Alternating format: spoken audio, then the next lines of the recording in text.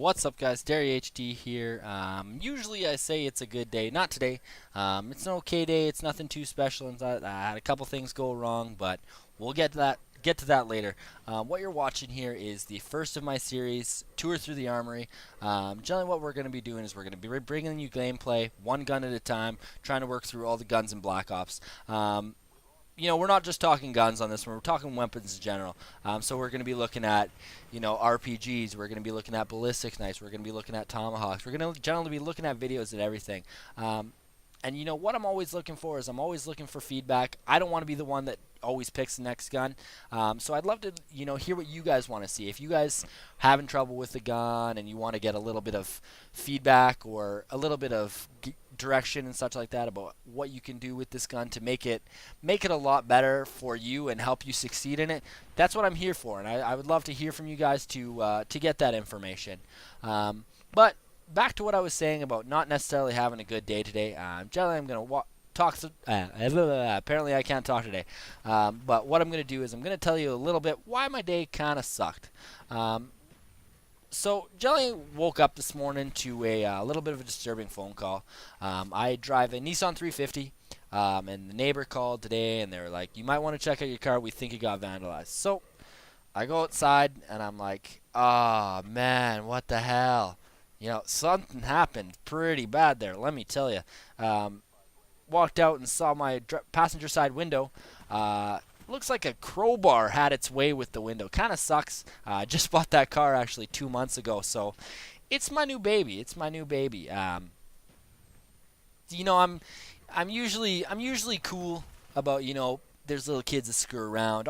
Obviously, I'm not cool with it, but I'm not gonna lose my shit.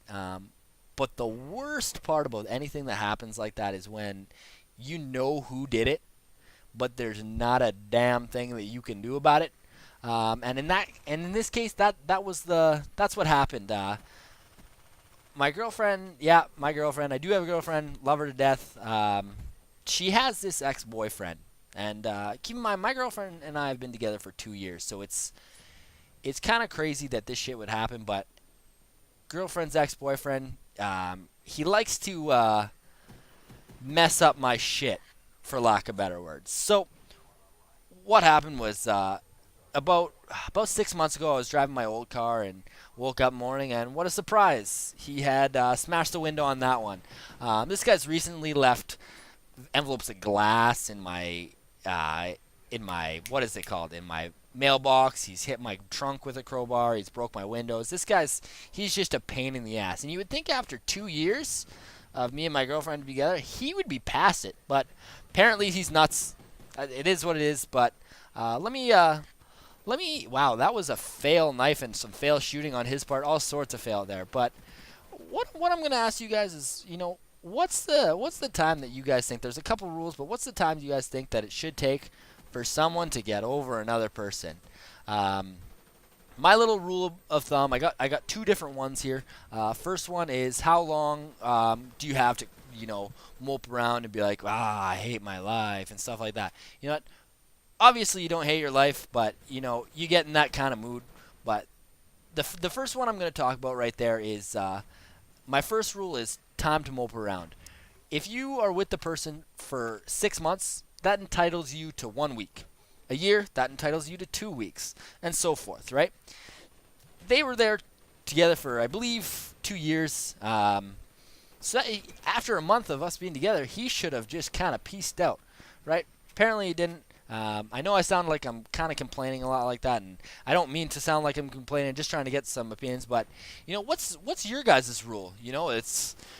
I'd love to hear that, because there's so many different rules about relationships and such like that, and it's interesting hearing people's feedback on that one. So you guys shoot a comment down there. Tell me what you think your rules are. Also, if you in those comments, leave the craziest thing that an ex has done. I would what. Having all this crazy stuff and them waking me up at 2 in the morning, threatening me and stuff like that, that's pretty kiddie. But when you start breaking people's stuff, that's when you start focusing that this guy's insane, right? But anyways, shoot me a comment about what the craziest thing you guys have had, and if you are one of those crazy ex-boyfriends, you guys need to stop.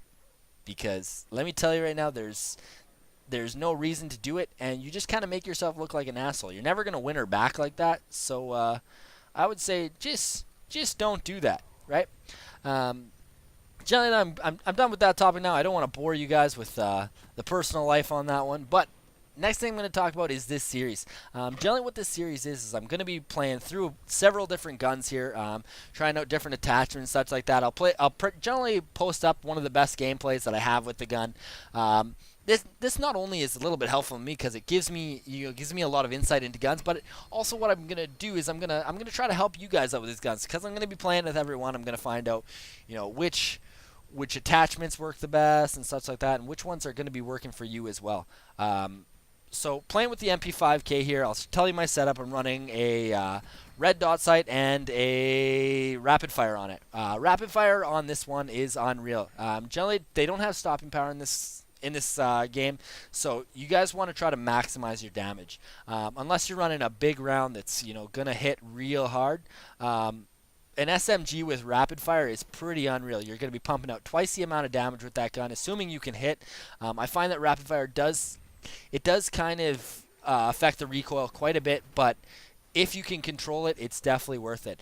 Next thing I'm running on this one was the red dot sight on that one. Red dot sight on this gun I find I really like for long ranges on that one. I know it's an SMG, so it shouldn't be long range, but I find if you're running this gun with a red dot sight versus the iron sights, you're gonna get a lot better accuracy at it. Main reason is at the long ranges you want to be able to pick your spots real well, and with the red dot sight it gives you that ability a lot better.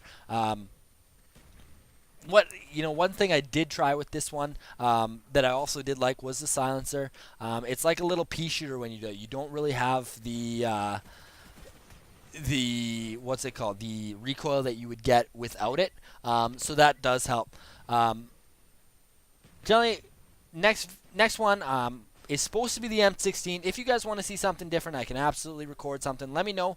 And also for my viewers here, if you guys have a suggestion for a series or something like that, let me know. I would love to make a video. That's what this is about.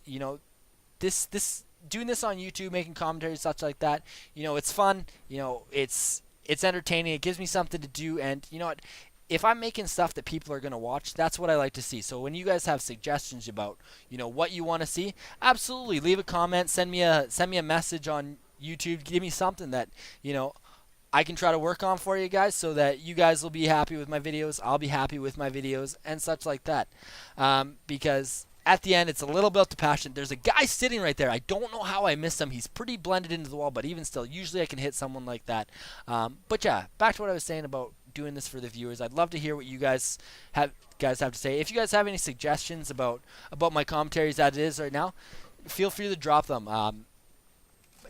There's a bunch of people that are gonna be haters. That's obviously gonna happen, but at the same time, I'm still gonna take what they say into consideration. So if you want to be super harsh, be super harsh. It doesn't matter to me. Let me tell you about another commentary that I found on YouTube surfing around today. His name is Shoosty Bang. I'll leave a link to his channel in the comments there. He's pretty unreal. He makes really nice commentaries and such like that. They're interesting, and he's just kind of a natural at it. So I'm giving him a little bit of a shout out. Also showing here, not showing here, but talking about here, what started today was MLG Anaheim. Back to what I was saying about doing this for fun and such like that. These guys are pretty unreal. Not only they are pro gamers when you're watching the live feed, but they also do have a crazy passion for the game, and that's what this should be about. When you're playing games, you shouldn't do it to you shouldn't do it to try to make money. At the end of the day, it's a hobby. It's something fun to do and such like that. But these guys, they are unreal. I was watching some StarCraft, and wow. These guys not only you can tell they do it for the passion just by their gameplay, but they make a living on this stuff. It's pretty unreal.